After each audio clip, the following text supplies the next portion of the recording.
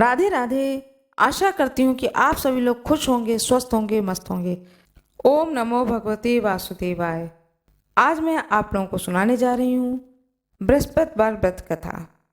बृहस्पतिवार का दिन भगवान विष्णु को समर्पित होने के कारण इस दिन बृहस्पतिवार की कथा को अवश्य सुननी चाहिए।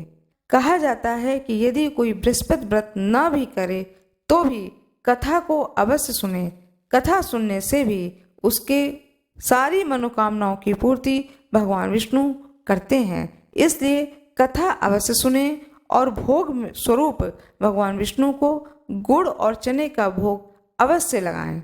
जिसकी जन्म कुंडली में गुरु कमजोर होता है वह बृहस्पतिवार की व्रत उसे करना चाहिए, लेकिन यदि वह बृहस्पतिवार का व्रत नहीं कर सकता है तो कोई बात नहीं है।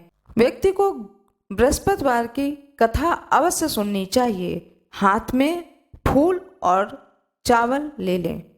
अब मैं आप लोगों को सुनाने जा रही हूँ बृहस्पतिवार की व्रत कथा। अथ श्री बृहस्पतिवार व्रत कथा। भारतवर्ष में एक प्रतापी और दानी राजा राज्य करता था। वह नित्य गरीबों और ब्राह्मणों की सहायता करता था।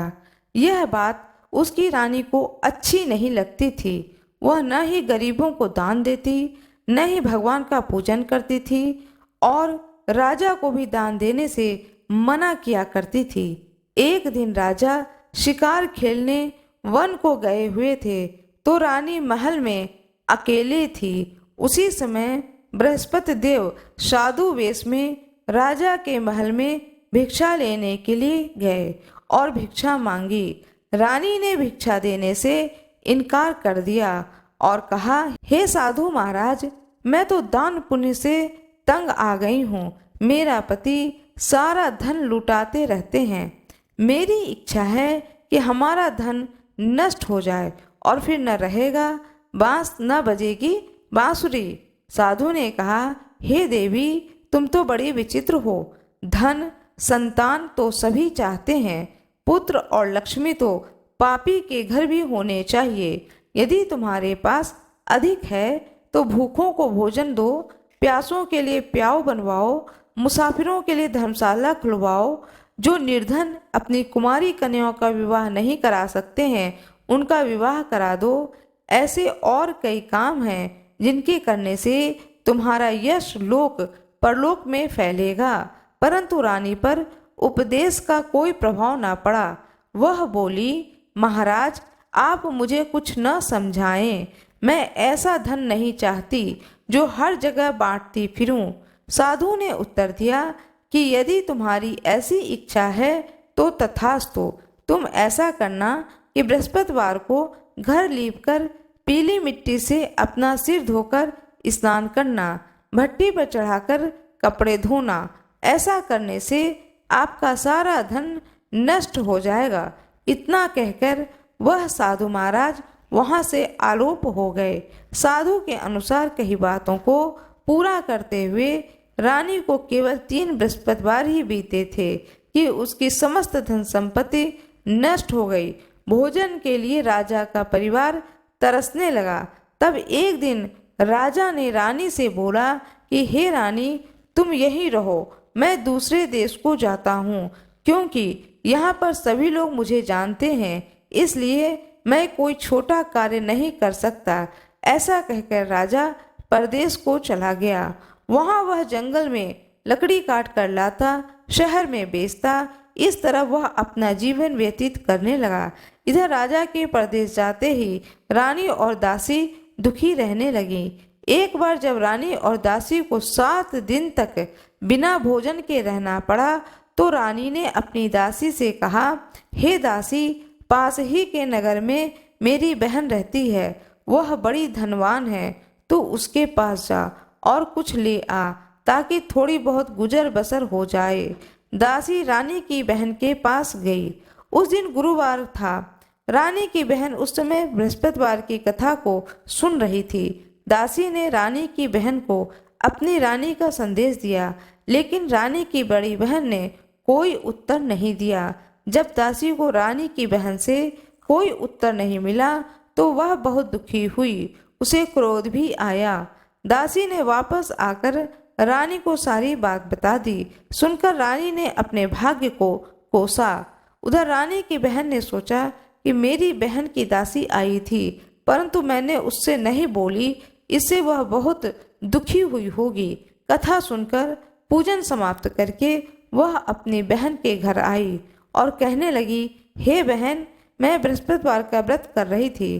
तुम्हारी दासी मेरे घर आई थी, परंतु जब तक कथा होती है तब तक न उठते हैं न ही बोलते हैं, इसलिए मैं नहीं बोली। कहो दासी, क्यों गई थी? रानी बोली, बहन, तुमसे क्या छुपाऊं, हमारे घर में खाने तक को अनाज नहीं था। ऐसा कहते कहते रानी की आंखें भर आईं। उसने दासी समेत पिछले 7 दिनों से भूखे रहने तक की बात अपनी बहन को विस्तार पूर्वक सुना दी। रानी की बहन बोली, देखो बहन, भगवान बृहस्पतिदेव सबकी मनोकामना को पूर्ण करते हैं। देखो, शायद तुम्हारे घर में अनाज रखा हो। पहले तो रानी को विश्वास नहीं हुआ, पर बहन के आग्रह करने पर उसने अपनी दासी को अंदर भेजा तो उसे सचमुच अनाज से भरा एक घड़ा मिला। यह देखकर दासी को बड़ी हैरानी हुई। दासी रानी से कहने लगी, हे रानी, जब हमको भोजन नहीं मिलता तो हम व्रत ही तो करते हैं, लेकिन क्यों ना इनसे व्रत और कथा की विधि पूछ ली जाए ताकि हम भी व्रत कर सकें। तब रानी ने अपने बहन से बृहस्पतिवार व्रत के बारे में पूछा। उनकी बहन ने बताया कि बृहस्पतिवार के व्रत में चने की दाल और मुनक्का से विष्णु भगवान का केले की जड़ में पूजन करें तथा दीपक जलाएं, व्रत कथा सुने और पीला भोजन ही करें, इससे बृहस्पतिदेव प्रसन्न होते हैं। व्रत और पूजन विधि बताकर रानी की बहन अपने घर को लौट आई। 7 दिन के बाद जब गुरुवार आया तो रानी और दासी ने व्रत रखा। घुड़साल में जाकर चना और गुड़ लेकर आई, फिर उससे केले की जड़ तथा भगवान विष्णु का पूजन किया। जब पीला भोजन कहाँ से आए, इस बात को सोचकर दोनों बहुत दुखी थीं। चूंकि उन्होंने व्रत रखा था, इसलिए बृहस्पति देव ने उनसे प्रसन्न थे। इसलिए वे एक साधारण व्यक्ति का रूप धारण कर 2 थालों में सुंदर पीला भोजन लेकर दासी को दे दिए। भोजन पाकर दासी अत्यंत प्रसन्न हुई और फिर रानी के साथ मिलकर भोजन ग्रहण किया। उसके बाद वे सभी गुरुवार को व्रत और पूजन करने लगीं। बृहस्पति भगवान की कृपा से उनके पास फिर से संपत्ति आ गई, परंतु रानी फिर भी पहले की तरह ही आलस्य करने लगी। तब दासी बोली, देखो रानी, तुम पहले भी इस प्रकार आलस्य करती थी। तुम्हें धन रखने में कष्ट होता था, इस कारण सभी धन नष्ट हो गया, और जब जब भगवान बृहस्पति की कृपा से धन मिला तो तुम फिर से आलस्य करती हो। रानी को समझाते हुए दासी कहती है कि बड़ी मुसीबतों के बाद हमने यह धन पाया है, इसलिए हमें दान पुण्य करना चाहिए, भूखे मनुष्यों को भोजन कराना चाहिए और धन को शुभ कार्यों में खर्च करना चाहिए, जिससे तुम्हारे कुल का यश बढ़ेगा, स्वर्ग की प्राप्ति होगी और पितर प्रसन्न होंगे। दासी की बात मानकर रानी अपना धन शुभ कार्यों में खर्च करने लगी, जिससे पूरे नगर में उसका यश फैलने लगा। बृहस्पतिवार व्रत कथा के बाद श्रद्धा के साथ आरती की जानी चाहिए। एक दिन राजा दुखी होकर जंगल में एक पेड़ के नीचे आसन जमाकर बैठ गया। वह अपनी दशा को याद करके व्याकुल होने लगा। बृहस्पतिवार का दिन था। एकाएक उसने देखा कि एक निर्जन वन में एक साधु प्रकट हुए। वह साधु वेश में स्वयं बृहस्पति देवता थे। लकड़हारे के सामने आकर बोले, हे लकड़हारे, इस सुनसान जंगल में तू चिंता मग्न क्यों बैठा है? लकड़हारे ने दोनों हाथ जोड़कर प्रणाम किया और उत्तर दिया कि महात्मा जी, आप सब कुछ जानते हैं, मैं क्या कहूँ? यह कह करके रोने लगा और साधु को अपनी आत्मकथा सुनाई। महात्मा जी ने कहा कि तुम्हारी स्त्री ने बृहस्पति के दिन बृहस्पति भगवान का निरादर किया, जिसके कारण वह रुष्ट होकर तुम्हारी यह दशा कर दी। अब तुम चिंता को दूर करके मेरे कहने पर चलो तो तुम्हारे सब कष्ट दूर हो जाएंगे और भगवान पहले से भी अधिक संपत्ति देंगे। तुम बृहस्पति के दिन कथा किया करो। 2 पैसे के चने मुनक्का लाकर प्रसाद बनाओ और शुद्ध जल से लोटे में शक्कर मिलाकर अमृत तैयार करो। कथा के पश्चात अपने सारे परिवार और सुनने वाले प्रेमियों में अमृत प्रसाद बांटकर आप भी ग्रहण करो।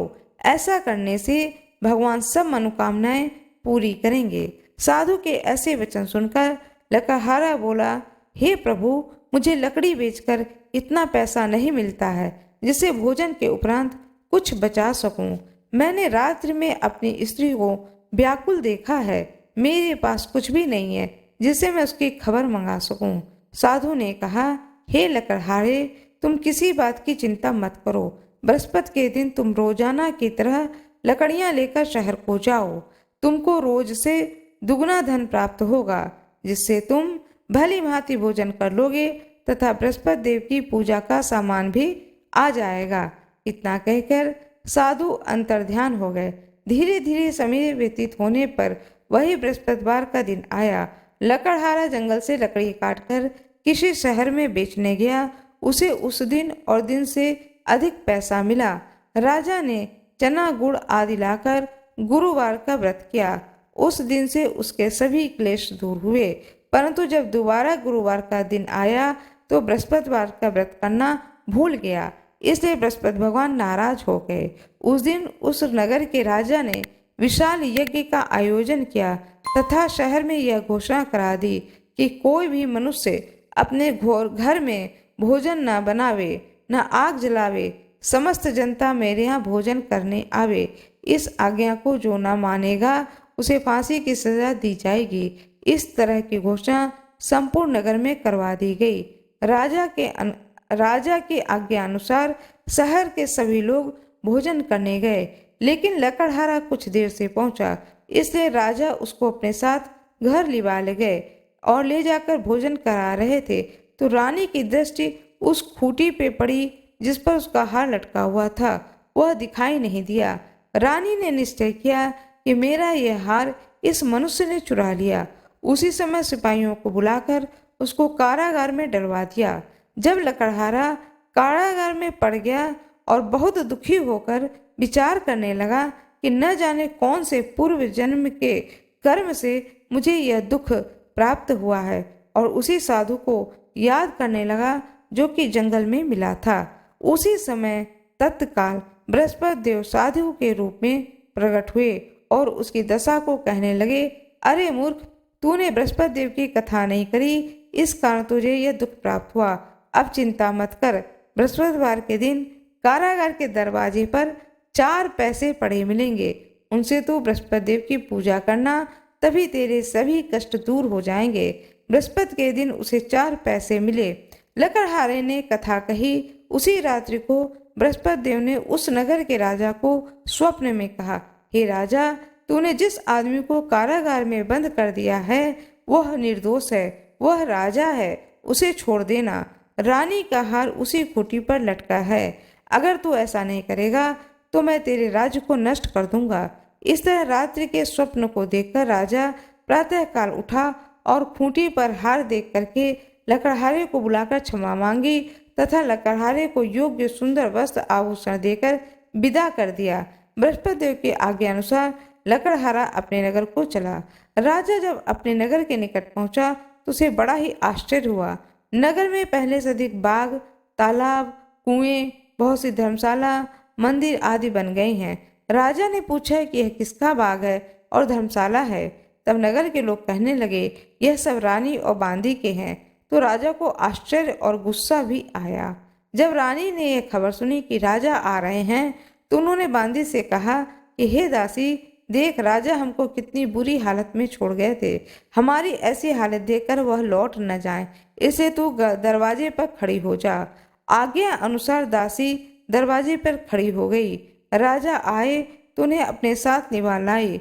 तब राजा ने क्रोध करके अपनी रानी से पूछा कि यह धन तुम्हें कैसे प्राप्त हुआ। तब उन्होंने कहा, हमें यह सब धन बृहस्पति देव के इस व्रत के प्रभाव से प्राप्त हुआ। राजा ने निश्चय किया कि 7 रोज बाद तो सभी बृहस्पति देव का पूजन करते हैं, परंतु मैं प्रतिदिन दिन में 3 बार कहानी तथा रोज व्रत किया करूंगा।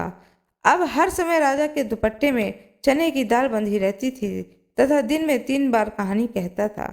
एक रोज राजा ने विचार किया कि चलो अपनी बहन के यहाँ हो आए। इस तरह निश्चय कर राजा घोड़े पर सवार हो अपनी बहन के यहाँ को चलने लगा। मार्ग में उसने देखा कि कुछ आदमी एक मुर्दे को लिए जा रहे हैं। उन्हें रोककर राजा कहने लगे, अरे भाइयों, मेरे बृहस्पति देव की कथा सुन लो। वे बोले, हमारा तो आदमी मर गया है, इसको अपनी कथा की पड़ी है। परंतु कुछ आदमी बोले, अच्छा कहो, हम तुम्हारी कथा भी सुनेंगे। राजा ने दाल निकाली और जब कथा आधी हुई तो मुर्दा हिलने लगा, और जब कथा समाप्त हो गई तो राम राम कह के मनुष्य उठकर खड़ा हो गया। आगे मार्ग में उसे एक किसान खेत में हल चलाता हुआ मिला। राजा ने उसे देखकर उससे बोले, अरे भैया, तुम मेरी बृहस्पतिवार की कथा सुन लो। किसान बोला, जब तक मैं तेरी कथा सुनूंगा तब तक 4 हरैया जोत लूंगा। जा अपनी कथा किसी और को सुनाना। इस तरह राजा आगे चलने लगा। राजा के हटते ही बैल पछाड़ खाकर गिर पड़ा तथा किसान के पेट में बड़े जोर का दर्द होने लगा। उस समय उसकी माँ रोटी लेकर आई। जब उसने यह देखा तो अपने पुत्र से सब हाल पूछा। बेटे ने सभी हाल कह दिया तो बुढ़िया दौड़ी दौड़ी उस घुड़सवार के पास गई और उससे बोली, मैं तेरी कथा सुनूंगी, तू अपनी कथा मेरे खेत पर चलकर ही कहना। राजा ने बुढ़िया के खेत पर जाकर कथा कही, जिससे सुनते ही वह बैल उठ खड़ा हुआ और किसान के पेट का दर्द भी बंद हो गया। राजा अपनी बहन के घर पहुंचा। बहन ने भाई की खूब मेहमानी की। दूसरे रोज प्रातःकाल राजा जगा तो वह देखने लगा कि सब लोग भोजन कर रहे हैं। राजा ने अपनी बहन से कहा कि ऐसा कोई मनुष्य है जिसे भोजन नहीं किया है, मेरे बृहस्पतिवार की कथा सुन ले।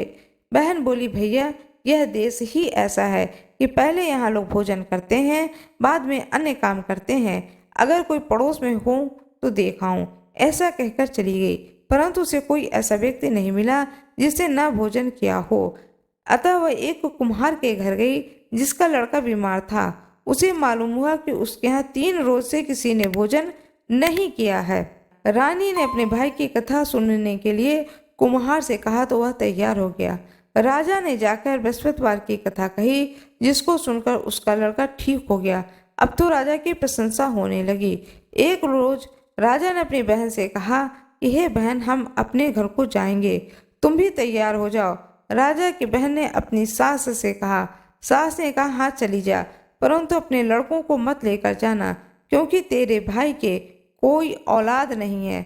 बहन ने अपने भैया से कहा, हे भैया, मैं तो चलूंगी, परंतु कोई बालक नहीं जाएगा।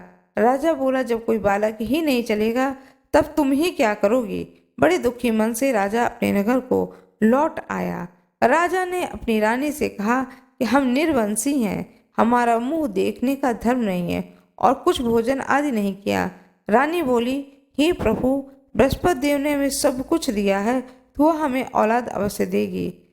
उसी रात को बृहस्पति देव ने राजा से स्वप्न में कहा, हे राजा, उठ, सभी सोच त्याग दे, तेरी नानी गर्भ से है। राजा को यह बात सुनकर बड़ी खुशी हुई। 90 महीने में उसके गर्भ से एक सुंदर पुत्र पैदा हुआ।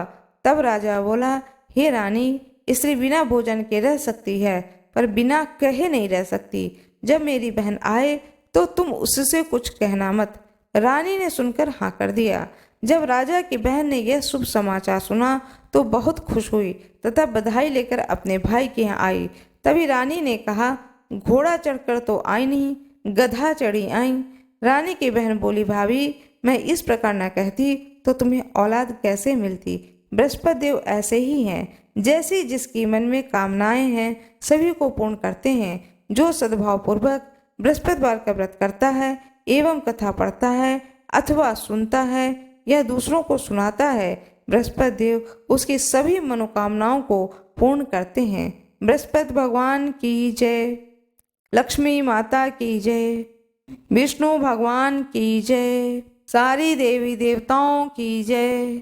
अब मैं आप लोगों को कथा सुनाने जा रही हूँ, गुरु प्रदोष व्रत कथा।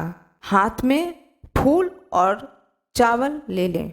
श्री सूत जी के अनुसार शत्रु विनाशक भक्ति प्रिय व्रत में यह अति श्रेष्ठ है। एक बार की बात है, देवताओं के राजा इंद्र और वृतासुर नामक राक्षस की सेना में घनघोर युद्ध हुआ। देवताओं ने दैत्य सेना को पराजित कर नष्ट भ्रष्ट कर डाला। यह देख वृत्रासुर अत्यंत क्रोधित हो स्वयं युद्ध को उद्यत हुआ। आसुरी माया से उसने विकराल रूप धारण कर लिया। सभी देवता भयभीत हो गुरुदेव बृहस्पति की शरण में पहुँचे। बृहस्पति महाराज बोले, पहले मैं तुम्हें वृत्रासुर का वास्तविक परिचय दे दूं। वृत्रासुर बड़ा प्रतापी और तपस्वी कर्मनिष्ठ है। उसने गंधमादन पर्वत पर घोर तपस्या कर शिव जी को प्रसन्न किया। पूर्व समय में वह चित्ररथ नाम का राजा था। एक बार वह अपने विमान से कैलाश पर्वत चला गया। वहां शिव जी के वाम अंग में माता पार्वती को विराजमान देखकर वह उपहास पूर्वक बोला, हे प्रभु, मोह माया में फंसे होने के कारण हम स्त्रियों के वशीभूत रहते हैं, किंतु देवलोक में ऐसा दृष्टिगोचर नहीं हुआ कि स्त्री आलिंगनबद्ध हो सभा में बैठे। चित्ररथ के यह वचन सुनकर सर्वव्यापी शिव शंकर भगवान हंसकर बोले, हे राजन, मेरा व्यवहारिक दृष्टिकोण पृथक है। मैंने मृत्युदाता कालकूट महाविष का पान किया है, फिर भी तुम साधारण जन की भांति मेरा उपहास उड़ाते हो। माता पार्वती क्रोधित हो चित्ररथ से संबोधित हुई। माता पार्वती ने क्रुद्ध होकर के कहा कि अरे दुष्ट, तूने सर्वव्यापी महेश्वर के साथ में मेरा भी उपहास उड़ाया है। अतएव मैं तुझे वह शिक्षा दूंगी कि तू फिर ऐसे संतों के उपहास का दुस्साहस नहीं करेगा। अब तू दैत्य स्वरूप धारण कर और विमान से नीचे गिर। मैं तुझे श्राप देती हूँ। जगदम्बा भवानी के अभिशाप से चित्ररथ राक्षस योनि को प्राप्त हुआ और त्वष्टा नामक ऋषि के श्रेष्ठ तप से उत्पन्न हो वृत्रासुर बना। गुरुदेव बृहस्पति आगे बोले, वृत्रासुर बाल्यकाल से ही शिव भक्त रहा, अतः हे इंद्र, तुम बृहस्पति प्रदोष व्रत कर भगवान शंकर को प्रसन्न करो। देवराज ने गुरुदेव की आज्ञा का पालन कर बृहस्पति प्रदोष व्रत किया।